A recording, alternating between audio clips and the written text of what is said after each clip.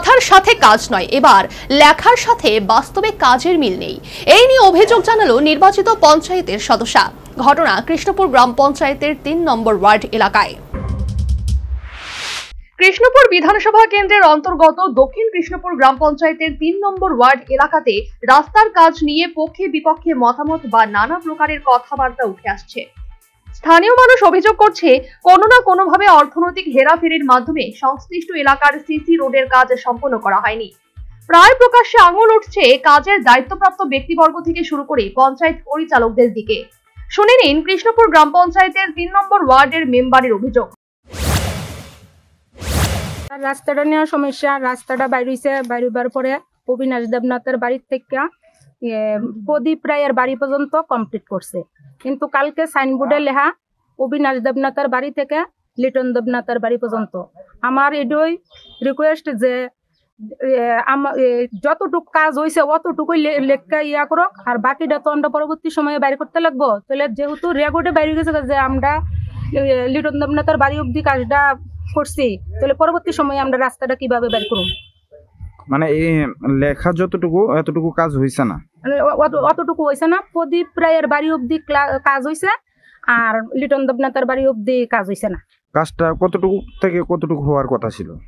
অবিনাশ দেবনাথের বাড়ি থেকে লিটন দেবনাথের বাড়ি পর্যন্ত, মানে অতটুকু অনের কথা আসলো। তারপরে হেরা বাইর করছে, ওই সাইড ওয়ালটা বাকি আসলো, সাইড ওয়াল সহকারে বাইর করে কইছে যে কাজটা একটু কম হইব, বাকিটা পরবর্তী সময়ে আপনারা আবার লেখা অ্যাকশন প্ল্যান লেখা বাইর করে করেন। আমরা কইছি ঠিক আছে।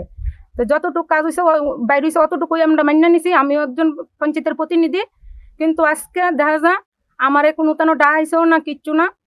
সাইনবোর্ডও কালকে বসায় গেছে, এও জানাইছে না।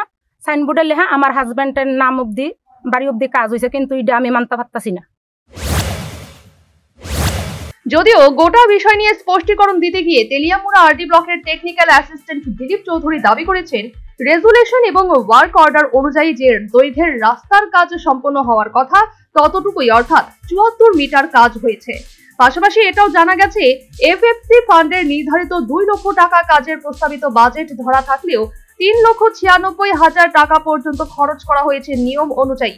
পাশাপাশি পঞ্চায়েত পরিচালকদের তরফ থেকেও দাবি করা হয়েছে নির্ধারিত ওয়ার্ক অর্ডার অনুযায়ী কাজ হয়েছে, যেই কাজটা বাকি আছে পরবর্তী সময়ে সমস্ত প্রকারের নিয়ম অনুযায়ী সম্পূর্ণ করা হবে, এমনটাও কিন্তু পঞ্চায়েত দাবি করছে।